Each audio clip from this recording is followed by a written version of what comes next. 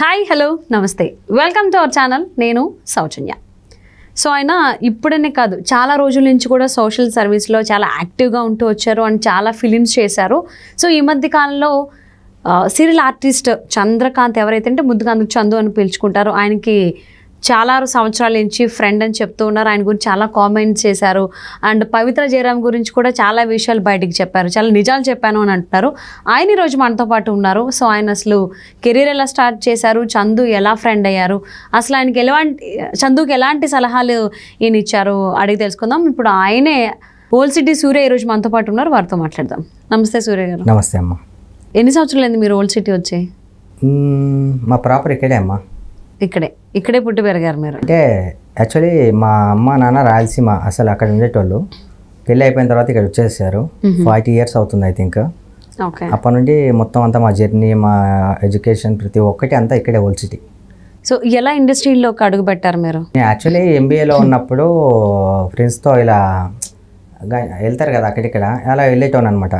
First తాలికట్టు శుభవేళ అనే serial అక్కడ అవుతుండే. షూటింగ్ జరిగే స్పాట్లో ఒకసారి చూద్దాం అన్నట్టు మా ఫ్రెండ్స్ మేమందరం వెళ్ళాం. అయితే అక్కడ ఒక నెగిటివ్ క్యారెక్టర్కి అప్పుడు కూడా నా గెటప్ ఇలానే ఇంకా భారీగా ఉండేది. అప్పుడు భారీగా ఇన్ ద సెన్స్ మంచిగా ఇంకా బాడీ మంచిగా ఉండేది, చాలా అలా సెట్ అయిపోతుంది కెమెరాలో అనేలా ఉండేది. ఇప్పుడు ఇంకా ఇలా బకా అయిపోయా కానీ. అయితే చూసి ఆ రోజు ఏదైతే క్యారెక్టర్ అనుకున్నారో అతను రాలేదు ఆ రోజు. ఇలా చూస్తూ ఉంటే అతనికి ఒకసారి అబ్బాయి ఎవరు పిలవండి అంటే నన్ను వచ్చి అసిస్టెంట్ డైరెక్టర్ సార్ ఒకసారి రాండి అని చెప్పి నన్ను పిలిచారనమాట. ఎందుకు ఏంది అది ఇది అని చెప్పి నేను అడిగా. మా సార్ పిలుస్తున్నారు సార్. ఎవరికి రాబోయే సారు, నీకు సార్ నాకెందుకు సార్ అవుతాడు, నేనెందుకు రావాలి అన్న. తర్వాత ఆయనే డైరెక్టర్ గారే వచ్చారు దగ్గరికి. బ్రదర్ మీ పేరేంటి అంటే యాక్చువల్లీ అప్పుడు నా పేరు సురేష్ రాజు నా పేరు. జనాలు ఇచ్చిన పేరు సూర్యాబాయ్, ఓల్డ్ సిటీ సూర్యాబాయ్.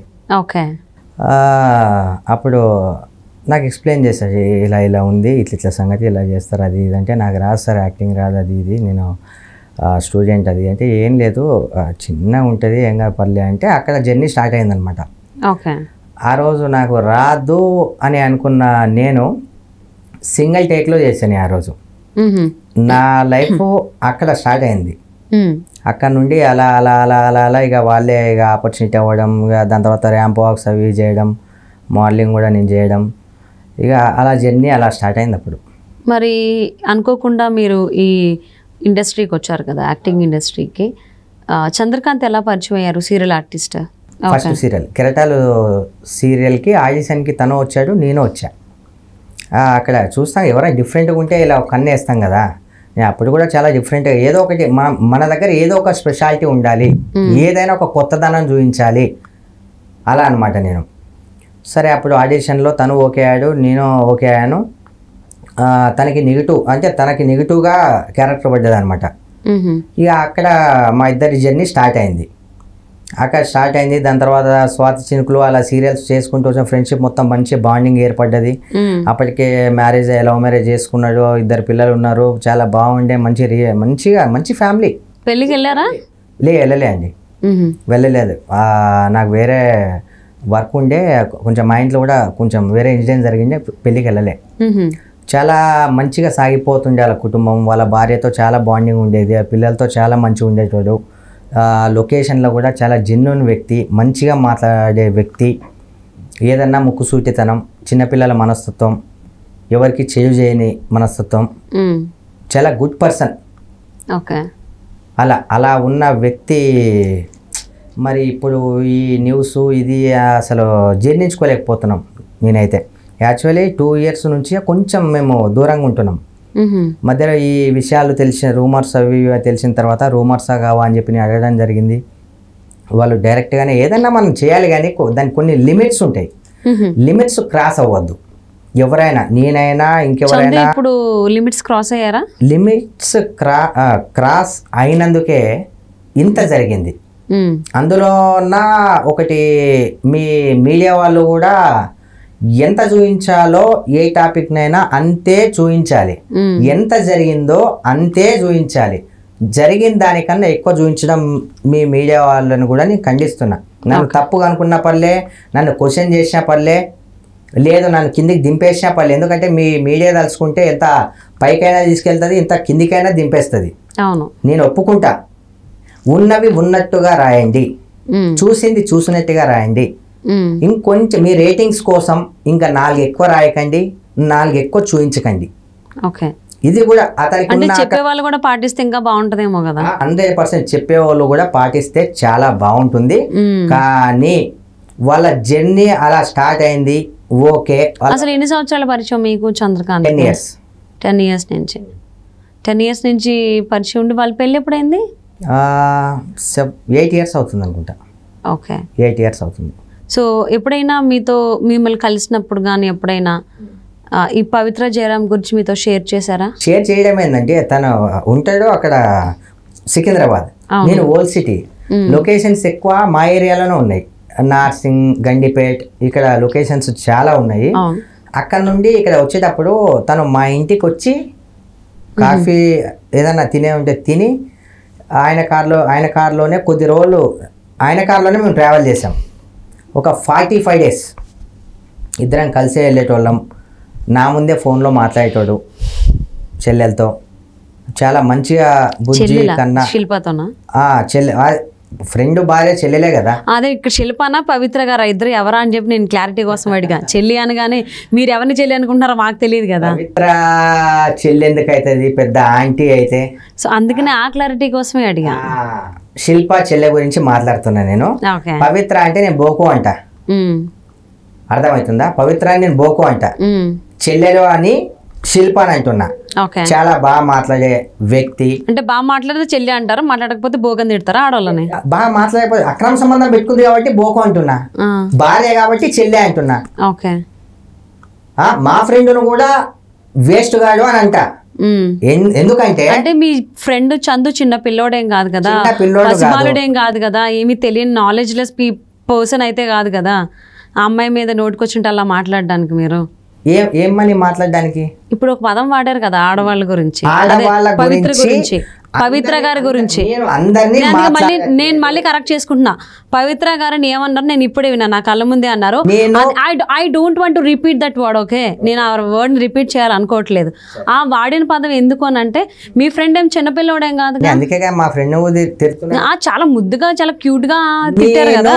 పవిత్ర గారి పరిచయం కాక ముందు వ్యక్తి గురించి నేను మంచి అని మాట్లాడా.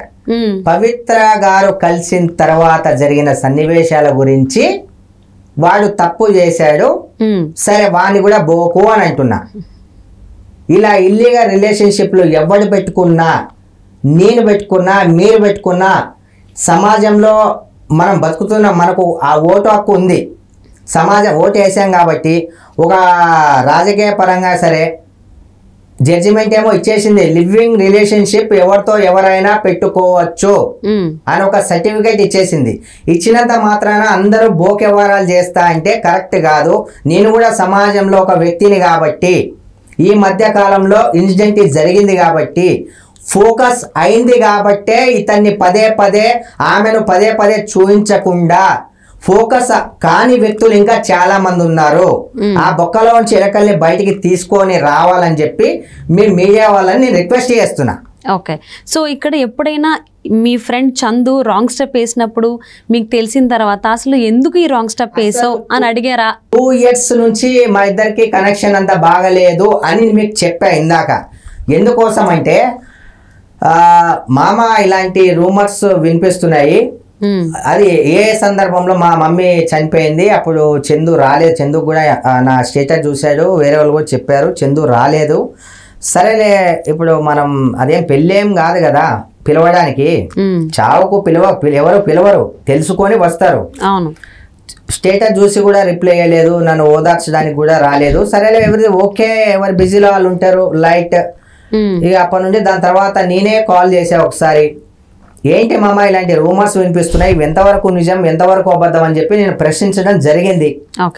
జరిగినప్పటి నుండి నన్ను కొంచెం ర్యాష్ గా మాట్లాడా. మామ అవన్నీ జరుగుతూనే ఉంటాయి కదా, నువ్వు నిజమని ఎలా నమ్ముతున్నావు అంటే, నేను నిజమని నేను నమ్మట్లేదు మామ, చాలా మంది ఇలా రూమర్స్ క్రియేట్ చేస్తున్నా, మరి రూమరా లేకపోతే నిజంగానేనా అని నేను అడిగా.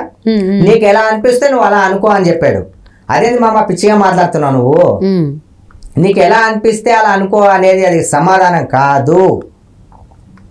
నాకు నువ్వు ఒక ఫ్రెండ్వి, మంచిగా ఉన్నాం, మనము ఒక దగ్గర కలిసి తిన్నాం, ఒక కార్లో ట్రావెల్ చేసావు, నా మంచి చెడు గురించి నువ్వు చెప్పావు, నీ మంచి చెడు గురించి నేను చెప్పా, ఇప్పుడు నీ గురించి ఇలా నెగిటివ్ ఇలా వస్తుంది, నేను అందుకు క్వశ్చన్ చేశా అంటే క్వశ్చన్ చేసే అధికారం కానీ హక్కు కానీ నీకు లేదు. ఎవరి ఇష్టం వాళ్ళది, ఎవరి లిమిట్స్లో వాళ్ళు ఉంటే బాగుంటుంది. ఇంకొకసారి ఇలా నాకు ఇలా జడ్జిమెంట్ ఇవ్వడానికి కాల్ చేస్తే మంచిగా ఉండదు అని అప్పుడు మా ఇద్దరి మధ్య బాండింగ్ కొంచెం చాలా దూరం అయిపోయింది. దాని తర్వాత మళ్ళీ ఒకసారి అన్ఎక్స్పెక్టెడ్గా నాకు కలిశాడు. ఎంత అన్ఎక్స్పెక్టెడ్గా కలిసినా సరే, ఎంతైనా ఫ్రెండ్స్ కదా, అంత లాస్ట్ టైం ఎలా అయితే నాతో క్లోజ్గా మూవ్ అయ్యాడో అది లేదు. ఇక తనకి ఏమనిపించిందో ఏమో, ఏదన్నా ముక్కుసూటి తత్వం, నిజాయితీ తత్వం చెడుగా అనిపిస్తుంది చాలా మందికి. సో అలా వన్స్ మీరు పవిత్ర జయరాం గురించి అడిగే దెబ్బకి మీతో సరిగ్గా రిలేషన్ మెయింటైన్ చేయలేదు? లేదు, అంటే అంత రిలేషన్ మెయింటైన్ చేయలేదు. నా బిజీలో, మా మమ్మీ చనిపోయి నా బిజీలో, నా టెన్షన్లో నేనున్నా. ఇక దాని తర్వాత ఇక వాళ్ళ గురించి చెలవు ఎందుకు అని చెప్పి దాని తర్వాత మళ్ళీ చెప్పడం ప్రయత్నించా, అవాయిడ్ చేశాడు. చనిపోయే ఒక బిఫోర్ యాక్సిడెంట్ అయిన తర్వాత కూడా సరే ఎంత ఫ్రెండ్గా అని చెప్పి నేను కాల్ చేయడం కూడా జరిగింది. 5-6 టైమ్స్ కాల్ చేస్తే ఒకసారి రిసీవ్ చేసి ఎక్కువ కూడా మాట్లాడలేను నేను, మళ్ళీ ఫోన్ చేస్తా అని పెట్టేశాడు. ఇక దాని తర్వాత అంతా ఇలా జరిగిపోవడం, ఇక మొత్తం flash news news news news మొత్తం అంతా మొత్తం ట్రోల్ అయిపోతుంది మొత్తం ప్రతి ఒక్కటి. ఇంకా ఇలా అనమాట. ఎలా అయితే ఏంది, ఒక ఫ్యామిలీ నష్టపోయి, ఒక ఫ్యామిలీ కాదు 2 ఫ్యామిలీలు నష్టపోయినాయి. ఎక్కువ నష్టం చందు వాళ్ళ ఫ్యామిలీకే జరిగింది. ఎందుకంటే ఒక పెళ్లి చేసుకున్న భార్య ఉండగా వేరే వాళ్ళతో డైరెక్ట్గా లివింగ్ రిలేషన్షిప్ పెట్టుకుంటే ఆ భార్య ఎంత శోకసంద్రంలో ఉంటుంది, ఎంత బాధను అనుభవించి ఉంటుంది.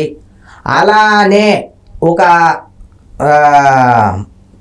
భార్య కూడా అలాంటి లివింగ్ రిలేషన్షిప్ పెట్టుకుంటే ఆ భర్తకి ఎలా అనిపిస్తుంది ఒకసారి వాళ్ళు ఊహించుకొని ఉంటే. ఆల్రెడీ ఒకసారి అలాంటి పరిస్థితి మన పవిత్ర గారికి జరిగింది. హస్బెండ్ నుండి దూరంగా ఉంటుంది. ఒక ఆడదాని బాధ ఇంకో ఆడదానికే తెలుస్తుంది అని అంటారు, అవునా కదా? అది ఫేస్ చేసి వచ్చింది పవిత్ర గారు. ఫేస్ చేసి వచ్చినప్పుడు వీళ్ళ సంసారం చాలా సాఫీగా సాగిపోతుంది.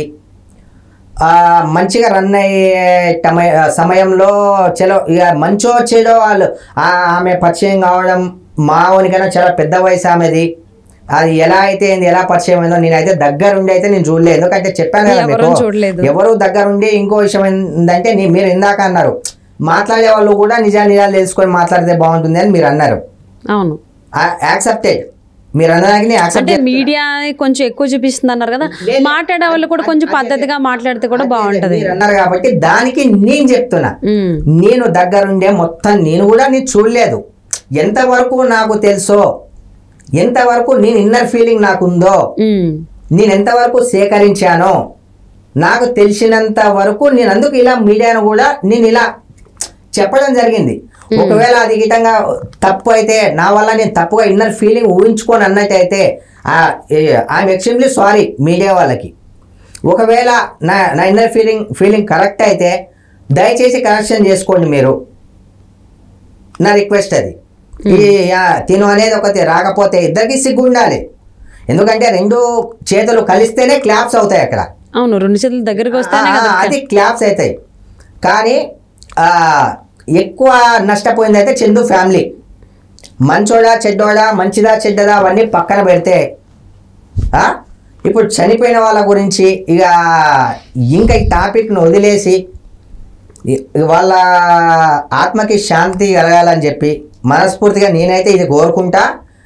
ఇంకా ఎవరైనా ఒకవేళ అంత హెల్ప్ చేయాలి, వాళ్ళని ఓదార్చాలి అనుకుంటే కెమెరా పరంగా కాకుండా ఇండైరెక్ట్గా వాళ్ళకి హెల్ప్ చేయండి. కెమెరాలో మీ హెల్పింగ్ని చేసామని చెప్పి కెమెరాలో చెప్పుకోకండి. ఎందుకంటే చిన్న పిల్లలు ఉన్నారు, వాళ్ళకి ఇప్పుడు అంత మెచ్యూరిటీ లేదు. ఎందుకంటే యూట్యూబ్లో మనం వేసే క్లిప్స్ ఎన్ని సంవత్సరాలైనా అలానే ఉంటాయి. రేపొద్దున ఆ పిల్లలు చూస్తే మా డాడీ అంటే మాకు ఒకరు దానం చేస్తే ఒకరు ఇస్తే అంటే ఆ స్థాయి మా డాడీ ఇంత మంచి ఫేమ్ అయ్యింది ఇంత మంచి వ్యక్తి అని చెప్తున్నారు, వాళ్ళ ఫ్రెండ్స్ చెప్తున్నారు, ఇలా ఇవన్నీ పిల్లల మీద. వన్స్ ఆ యాక్సిడెంట్ అయిన తర్వాత బెంగళూరు నుంచి రిటర్న్లో ఉన్నప్పుడు యాక్సిడెంట్ అయిన తర్వాత పవిత్ర జయరామ్ గారు మృతి చెందిన తర్వాత ఈయన ఒక 2 days తర్వాత ఇంకో 2 days నేను ఉంటాను అని చెప్పేసి ఆయన సోషల్ మీడియా అకౌంట్స్లో కూడా పెట్టినట్టుగా తెలిసింది. సో అప్పుడు ఇదంతా ఏంటి మీరు చూసారా అది స్టోరీ కానీ లేదంటే స్టాటస్ కానీ? అది చూసే నేను కాల్ చేశాను. ఓకే, 5-6 times కాల్ చేశాను అన్నారు. అది చూసే నేను కాల్ చేశాను. సాధారణంగా నాకు కూడా, ఎందుకంటే ఒక వ్యక్తి మనల్ని అవాయిడ్ చేస్తున్నాడంటే నేను వాళ్ళ గురించి పట్టించుకోను. కానీ ఒక వ్యక్తి అవాయిడ్ చేసే వ్యక్తి అయినా సరే ప్రాబ్లం ఫేస్ చేస్తున్నాడు అంటే ఎలాంటి వాడైనా సరే నేను పట్టించుకుంటా. అంటే నా మెంటాలిటీ అలాంటిది. సరే ఇక ఎందుకో అతనికి ఉన్నది ఒక డిప్రెషనో లేకపోతే వ్యామోహమో లేకపోతే ఇప్పుడు నేను మళ్ళీ తను చనిపోయింది దాని తర్వాత ఇప్పుడు మళ్ళీ నా భార్య దగ్గరికి వెళ్తే నా భార్య నన్ను చిన్న చూపు చూస్తుందనే ఆలోచన, తన ఇన్నర్ ఫీలింగ్, మళ్ళీ జనాలు నన్ను ఏమనుకుంటారు, సరే జనాలు ఏమనుకుంటారు అనేది అయితే ఇవన్నీ చేయరు. అతని మనసులో ఏముందో అసలు ఎందుకు ఇట్లా చేసుకోవాల్సి వచ్చిందో అసలు నాకు ఇప్పటికీ నాకైతే అర్థం కావట్లేదు. సో కంప్లీట్లీ ఆవిడ వెళ్ళిపోయిన తర్వాత అయితే డిప్రెషన్లో ఉన్నారు, అందుకే స్టేటస్ కూడా పెట్టారు. 2 days తర్వాత I will come to you Jayamma అని స్టేటస్ కూడా పెట్టినట్టుగా తెలిసింది. అదే చెప్పాడు తను. అంటే తనతో పాటు అక్కడ ఒక ఫ్రెండ్ కూడా ఉన్నాడని నాకు తెలిసింది. తను ఏదో వర్క్ మీద వెళ్ళిపోయాడంట. కానీ ఆ ఫ్రెండ్ కూడా సరే ఎంత పెద్ద వర్క్ అయినా సరే ఇప్పుడు నా ఫ్రెండ్ డిప్రెషన్లో ఉన్నాడు, ఈ సమయంలో ఫ్రెండ్ని వదిలేసి వెళ్ళడం ఎంతవరకు కరెక్టు? అంటే ఎవరికి ఉండే లైఫ్లో వాళ్ళ పర్సనల్ లైఫ్లో ఇంపార్టెన్స్ ఉంటాయి. ఇప్పుడు వాళ్ళ వైఫ్కి బాగాలేదో లేదా పిల్లలకి బాగాలేదో లేదా పేరెంట్స్కి బాగాలేదో మనం చెప్పలేం. సో ఆయన ఎందుకు వదిలేరు, అసలు ఎవరున్నారనేది తెలీదు. సో ఆయనైతే 2 days తర్వాత నేను వచ్చేస్తున్నాను జయమ్మ అని పెట్టినట్టుగా అయితే తెలిసిందే. సో దాన్ని ఆపడానికి మీరు కలవడం కానీ లేదా ఏమైనా మీట్ యూ అని మీరు చెప్పడం కానీ, మనకొండ వెళ్ళి ఆయన స్టే చేసినట్టు ఇంట్లో కలవడం ఏమైనా జరిగిందా? అలా ప్రయత్నాలు ఏమైనా జరిగాయా? కానీ కాల్ చేశాను నేను, తను సరిగా రిసీవ్ చేసుకోలేదు. అప్పటికే మా ఇద్దరికి 2 years గ్యాప్ అయిపోయింది. 2 years గ్యాప్ చాలా మంది ఎందుకంటే మీరే అన్నారు కదా ఎవరి ప్రాబ్లమ్స్ వాళ్ళకు ఉంటే అది ఇది అని చెప్పి, మరీ ఇలా చనిపోయేంత ఉందని తెలిస్తే మాత్రం ఎంత నా దూరం వ్యక్తి అయినా సరే నేను వెళ్ళేటోడిని. వాళ్ళు అందరూ అనుకున్నారు సరే చెప్తున్నాడు కదా చెప్పినంత మాత్రాన చేస్తాడా అయింది, ఎవరైనా అలానే అనుకుంటారు కదా. మళ్ళీ మనోడు అంతా సెన్సిటివ్ అయిపోయి అలా సెన్సిటివ్ వ్యక్తి కూడా కాదు నాకు తెలిసినంత వరకు. కానీ సెన్సిటివ్ కాదు. వన్స్ పవిత్ర జయరామ్ చనిపోయిన తర్వాత అయితే చాలా డిప్రెషన్లో ఉన్నాడు, ఆ టెండెన్సీ అయితే ఉంది అని చెప్పి నేను చాలా వాళ్ళ దగ్గర నుంచి చందుకి దగ్గరగా ఉన్న వ్యక్తి నుంచి నేను విన్నాను. సో అందుకోసమే అడిగాను అనమాట, మీరు ఏమైనా చూసారా, అసలు ఏమైనా ట్రై చేశారా ఫ్రెండ్స్ అని. సో ఆయనకైతే చాలా మంచి పేరు ఉందని నేను విన్నాను ఇండస్ట్రీలో. ఈవెన్ ఆయన చేసినటువంటి ప్రతి ప్రొడక్షన్ హౌస్లో కూడా ఆయనకు మంచి పేరే ఉందని విన్నాను. సో మీరు ఎప్పుడైనా ఆయనతో స్క్రీన్ షేర్ చేసుకున్నారా? అరే ఎందుకు చేసుకోలేదండి, స్క్రీన్ షేర్ చాలా 6 months స్వాతి చినుకులు, కెరటాలు, అందులో మీరిద్దరు ఒకటే స్క్రీన్ లో ఉన్నారు. ఓకే, అంటే ఇప్పుడు సీరియల్ అన్నాక ఒక్కొక్కసారి మనకి స్క్రీన్ షేర్ ఇద్దరు ఒకటే ఫ్రేమ్ లో ఉంటాము, ఒక్కొక్కసారి ఉండము, సెపరేట్ ఫ్రేమ్స్ వస్తాయి. నేను అలా అనట్లే, ఒకటే ఫ్రేమ్ లో ఇద్దరు కనిపించారా అని అడుగుతున్నా. మా వాడు బాస్, మా వానికి రైట్ హ్యాండ్ నేనే, మా వాడు ఖాళీ ఇక్కడ. అందట్టు ఇక్కడ ఏంటంటే మిస్ అవుతుంది ఏంటంటే సీరియల్లో చూసినప్పుడు ఒకలా కనిపిస్తారు, బయట చూస్తే నార్మల్స్కి కొంచెం చూసామా ఎక్కడ చూసాం ఆ పోలిక అనేది మ్యాచ్ చేసుకోవడం చాలా కష్టం. సో అందుకోసం అడిగా, ఫ్రేమ్ షేర్ చేసుకున్నారు అయితే. ఒకటే ఫ్రేమ్, ఎందుకంటే చందు ఉంటే నేను అక్కడ ఉంటా, చందు లేకపోతే నేను ఉండను. చందుకు షూటింగ్ ఉంటే నాకు ఆ రోజు ఉంటుంది, చందుకు లేకపోతే నాకు ఆ రోజు షూటింగ్ ఉండదు. చాలా రోజులు స్క్రీన్ షేర్ చేసుకున్నాం మేము. ఓకే, అలా. ఇప్పుడు సరే, ఇప్పుడు చందు గారి విషయం పక్కన పెట్టేస్తే, సో ఇద్దరూ లేరు, సో వాళ్ళ ఫ్యామిలీ అయితే స్ట్రాంగ్గా ఉండాలి, దానికి సంబంధించి గాడ్ వాళ్ళ ఇద్దరి ఫ్యామిలీస్కి కూడా సో ఆ స్ట్రెంగ్త్ ఇవ్వాలని చెప్పి కోరుకుందామండి. సో మీ కమ్ టు యువర్ లైఫ్, మీ లైఫ్కి వచ్చేసరికి మీరు ఇప్పుడు ఎలాంటి ప్రాజెక్ట్స్ చేస్తున్నారు, ఎలాంటివి చేయాలని మీకు ఇంట్రెస్ట్? యాక్చువల్లీ హీరోగా నేను ఒక మూవీ చేశానండి, దానికి హీరో, ప్రొడ్యూసర్ అన్నీ నేనే, డైరెక్టర్, కెమెరామ్యాన్ అన్నీ నేనే. అంటే నేను చేసే మూవీలో అంటే వర్క్ చేస్తున్నారు చాలామంది. క్రెడిట్ వేరే వాళ్ళకి ఇవ్వడం నాకు ఇష్టం లేదు. నా ఫస్ట్ మూవీకి అరే వాడే ఇలా అన్నీ చేసి ఇట్టు కొట్టారా అనే పేరు నాకు కావాలి. అందుకని నేను చేస్తున్నా. ఆల్రెడీ చేశాను, 70% కంప్లీట్ అయిపోయింది. మా మదర్ చనిపోవడం వల్ల ఆ మూవీ ఆగిపోవడం జరిగింది. నెక్స్ట్ మంత్ నుండి మళ్ళీ సెట్స్ లేక తీసుకెళ్దామని చూస్తున్నా. ఎక్కువైతే ఫోకస్ దాని మీదే ఉంది. నాకు ఆపర్చునిటీస్ వస్తూనే ఉన్నాయి, కాల్స్ వస్తూనే ఉన్నాయి. నాకు ఏదన్నా ఏదన్నా బాగా సెట్ అయ్యేది ఉంటే మాత్రమే చేస్తున్నా, లేకపోతే నా మూవీ మీదే నాకు మొత్తం ఫోకస్ ఉంది. అలా. సో అంటే ఎప్పటి నుంచి సీరియల్స్ చేస్తూ వచ్చారు, ఇప్పుడు మూవీలోకి అడుగు పెట్టారు. అండ్ దీనికంటే ముందు అంటే మీ పర్సనల్గా అంటున్నా, అంటే మీరు హీరోగా స్టార్ట్ చేశారు, మధ్యలో చిన్న గ్యాప్ వచ్చింది. సో ఆర్టిస్ట్గా మీరు కొనసాగుతూనే ఉన్నారు కదా. సో మీకు బాగా గుర్తుండేటువంటిది అంటే ది బెస్ట్ మూమెంట్ ఏదైనా ఉందా? భరత్ అనే నేను మహేష్ బాబు గారి షూటింగ్ అయితే యాక్చువల్లీ ఫైట్ సీన్స్ అన్ని ఫైటర్స్ చేస్తారు. రామ్ లక్ష్మణ్ మాస్టర్ గారు అంటే నా హెయిర్ స్టైల్ నచ్చో లేకపోతే ఏం నచ్చో నాకు తెలియదు, కానీ అరే ఈ సీన్కి వీళ్ళు పెట్టాను రా అని చెప్పి వాళ్ళు నన్ను పెట్టారు. మహేష్ బాబు గారికి నాకు మాత్రమే ఫైట్ అది 7 acres. ఓకే. అయితే అది యాక్చువల్లీ నాకే అర్థం కాదు, అప్పటి నుండే నన్ను సింగిల్ టేక్ ఆర్టిస్ట్ అని కొంతమంది పిలుస్తుంటారు. ఫైటర్స్ కూడా 1 takeలో చేయలేరేమో. మహేష్ బాబు గారు కూడా యాక్చువల్లీ అతను అబ్జెక్షన్ చేయాలి, ఫైటర్ కాదు చేస్తాగా చేయలేదు అది ఇది. అతను కూడా ఏం నన్ను అబ్జెక్షన్ చేయలే. ఆ సీను ఏదైతే ఆ సీన్ ఉంటుంది కదా, ఆ సీను సింగిల్ టేక్లో ఓకే అయిపోయింది. అది యాక్టర్, నేను ఫైటర్ కాదు. యాక్చువల్లీ ఫైటర్స్కే చాలా అనుభవం ఉంటుంది అది ఫైటింగ్ సీన్స్లో. సింగిల్ టేక్లో ఓకే అయిపోయింది. ఆ రోజు మొత్తం అందరూ ఆ సెట్ మొత్తం క్లాప్స్ కొట్టారు. పవర్ఫుల్ అండ్ బెస్ట్ మూమెంట్ అది.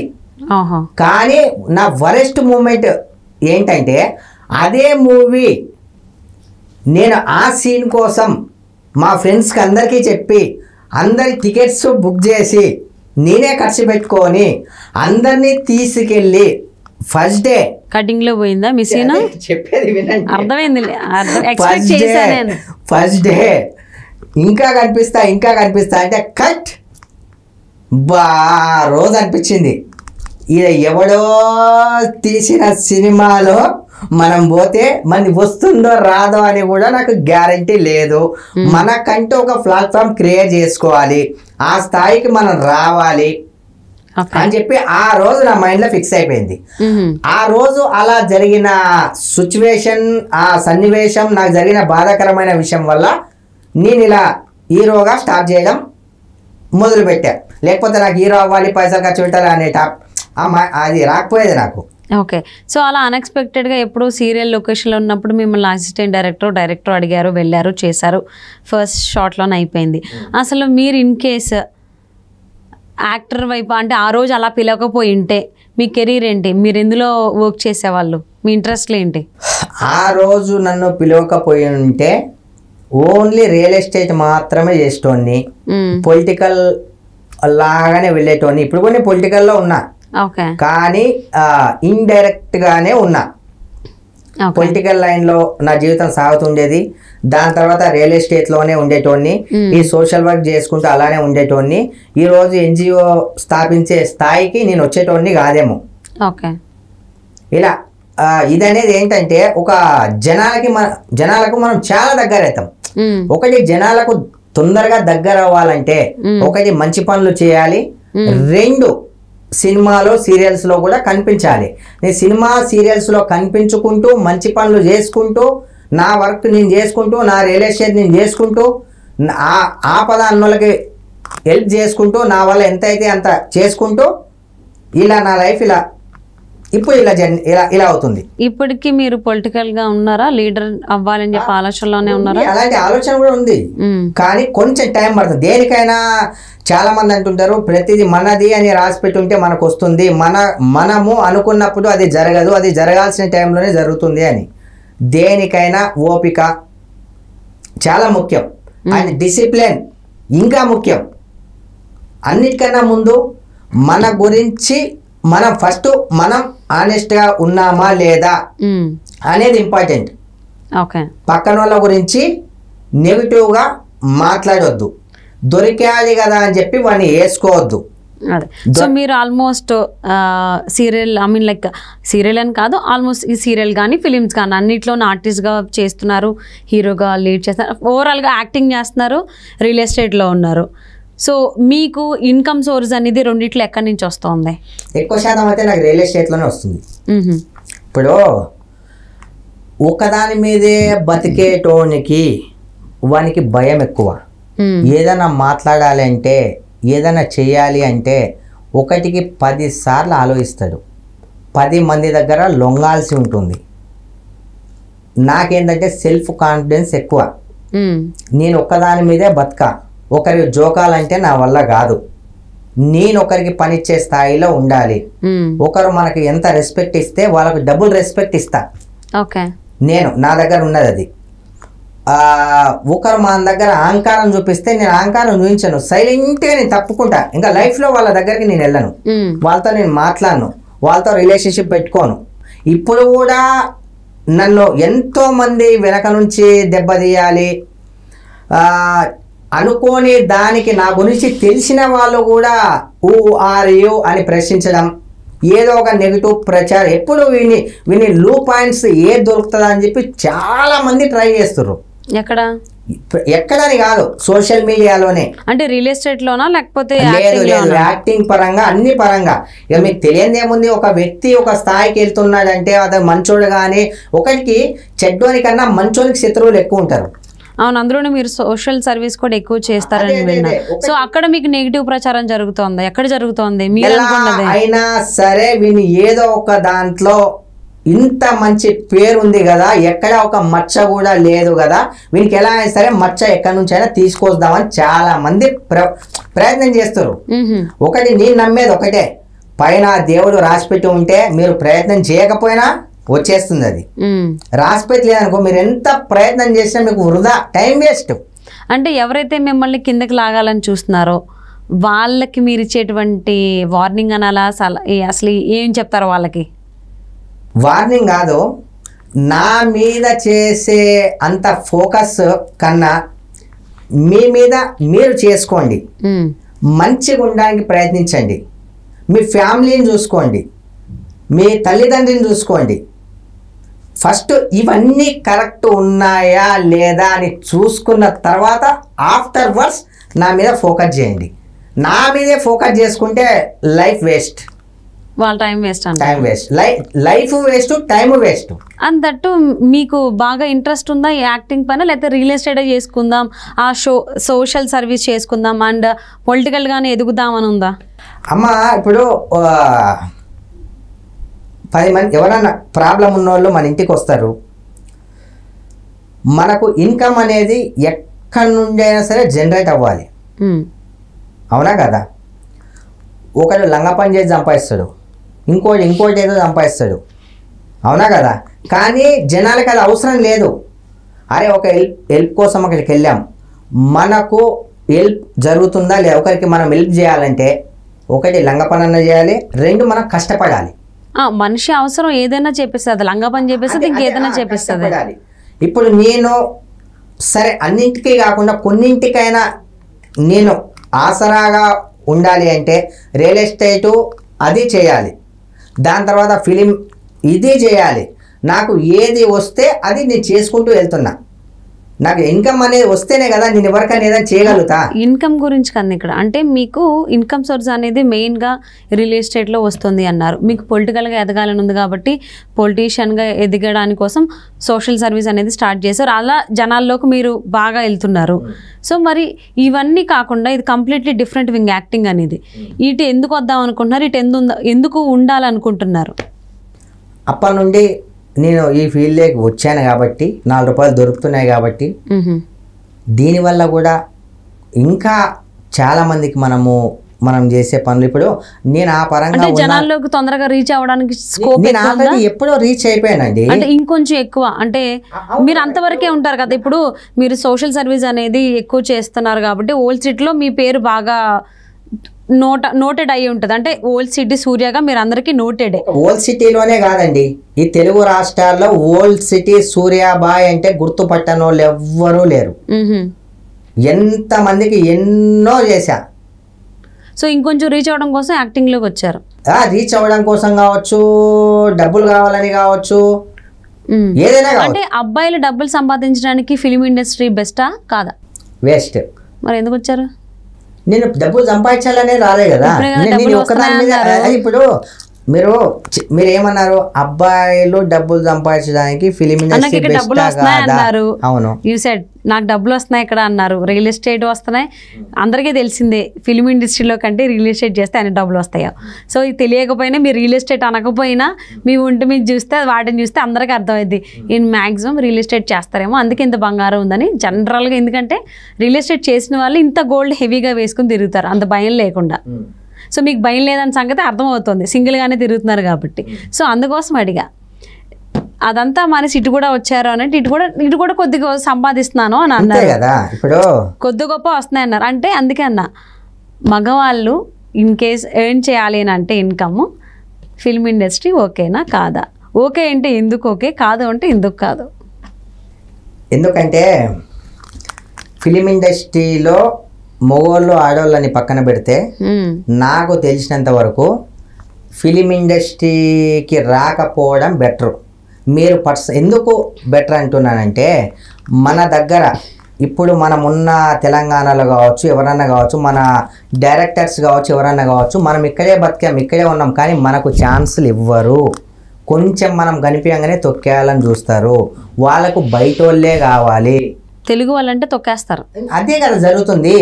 వాళ్ళకు హీరోలు బయట వాళ్ళే కావాలి, హీరోయిన్లు బయట వాళ్ళే కావాలి, రౌడీలు బయట వాళ్ళే కావాలి, కానీ మన తెలంగాణ వాళ్ళు వద్దు. అంటే మన వాళ్ళని మనమే తొక్కేస్తున్నాం. ఎంతో మంది కృష్ణానగర్లో షూటింగ్కి వెళ్తేనే ఫుడ్, షూటింగ్ లేకపోతే ఫుడ్ లేని వాళ్ళు ఎంతో మంది ఇప్పటికీ ఉన్నారు పాపం. లాక్డౌన్లో నేను ఎంత చేశానో వాళ్ళకి తెలుసు. ఎవరిని అడిగినా కూడా చెప్తారు మీకు ఏమైనా చేశాడా సూర్యాబాయ్ అంటే. వాళ్ళ మనసాక్షి. లాక్డౌన్లో సీరియల్ సైతం కొంతమంది డైరెక్టర్లకి తినడానికి కూడా లేకపోతే నేను తీసుకెళ్ళి ఇచ్చి నా సొంత కార్లలో వాళ్ళ విలేజ్ దాకా దిగబెట్టి వచ్చాను నేను లాక్డౌన్లో. అంటే అంత నీచంగా మన తెలంగాణ ఉంది. ఆపర్చునిటీస్ ఉన్నా కూడా ఎవ్వరు, అది ఎప్పుడో ఒకరోజు వస్తుంది, దానికి 10 మంది కాళ్ళు పట్టుకోవాలి, 10 మంది దగ్గర తల దించాలి, ఇవన్నీ ఉంటాయి. ఇంకోటి అమ్మాయి అయితే అమ్మాయికి కమిట్మెంటు లేని బొక్క, మళ్ళీ అది ఇది ఎన్నో ఉంటాయి.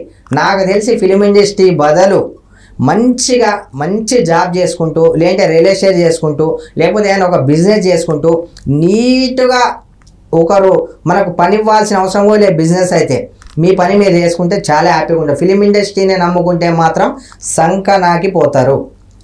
అయినా కానీ మీరు ఇందులోనే ఉంటారు. అరే నాకు వేరే పనులు కూడా ఉన్నాయమ్మా, ఇది ఒక్కటే కాదు.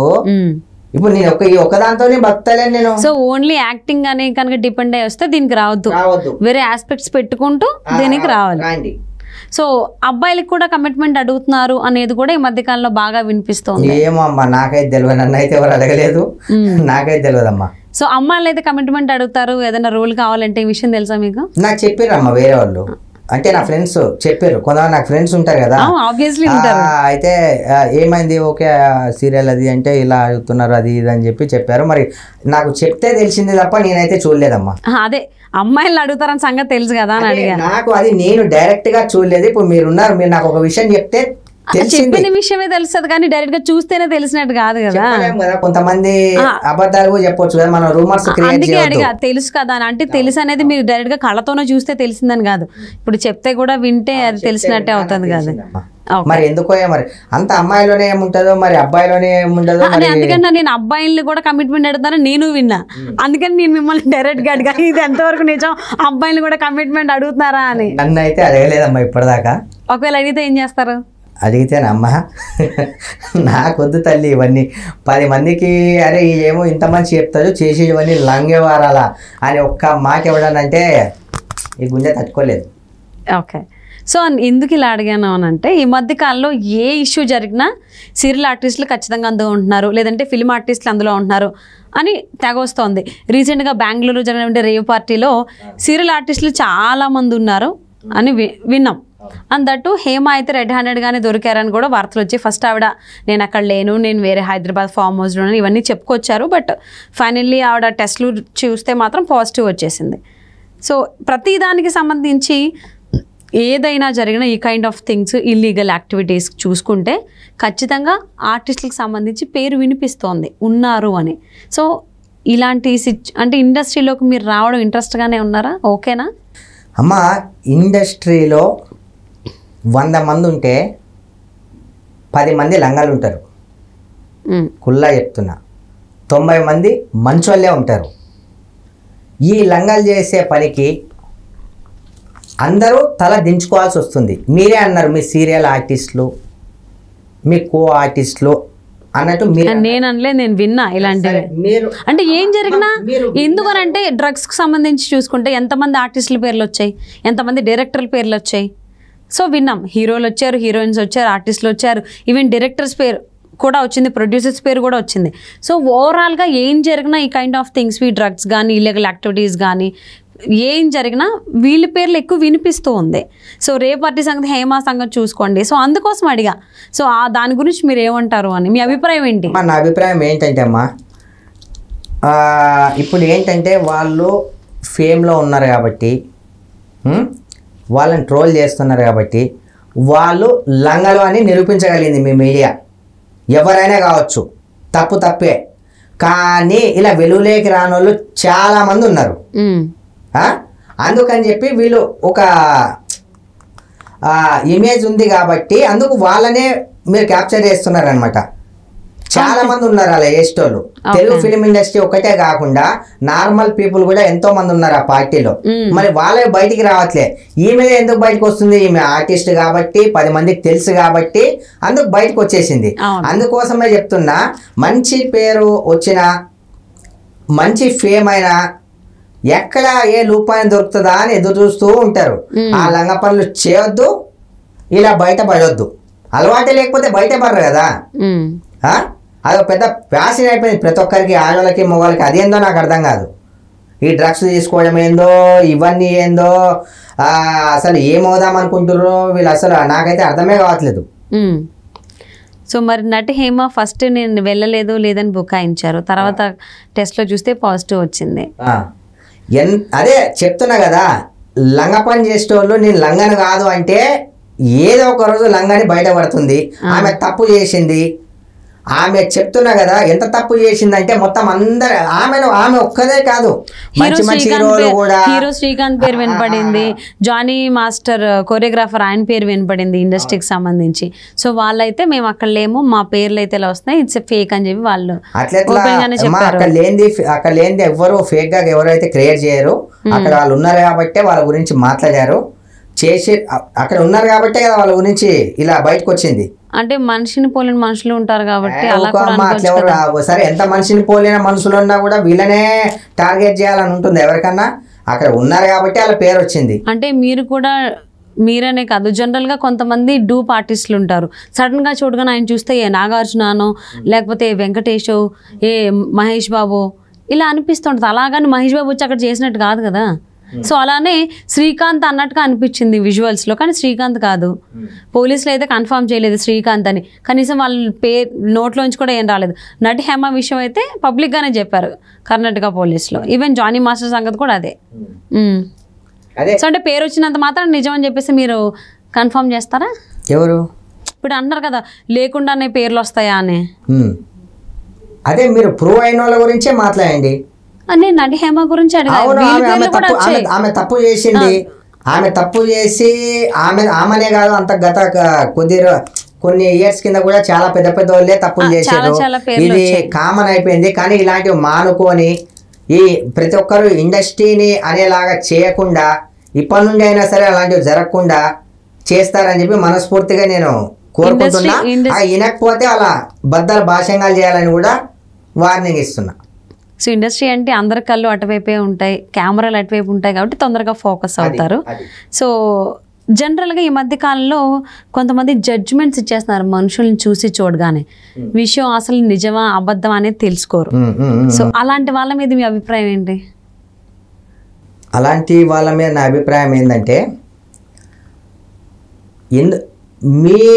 మీది మీకు కడుక్కోవడానికే టైం ఉండదు, వేరే వాళ్ళకి కడగడానికి ఎందుకు వస్తారా బాబు? అర్థమైందా నేను చెప్పింది? మీ పని మీరు చూసుకోండి, మీ వెనక ఎన్ని బొక్కలు ఉన్నాయి, మీ వెనక ఎన్ని కథలు ఉన్నాయి, అది చూసుకోండి, వేరే వాళ్ళతో మీకు పని లేదు అని చెప్తా. Okay, done. సో మీ కమింగ్ ప్రాజెక్ట్స్ ఏదైతే ఉందన్న మధ్యలో ఆగిపోయింది, మళ్ళీ రీస్టార్ట్ చేస్తామన్నారు యాజ్ అ హీరోగా, డైరెక్టర్గా, ప్రొడ్యూసర్గా. సో టెక్నీషియన్స్ కూడా మీరు అన్నీ చూసుకుంటున్నారు. హోప్ సో అది as early as possible release అవ్వాలని మనస్ఫూర్తిగా కోరుకుంటూ ఆల్ ది బెస్ట్.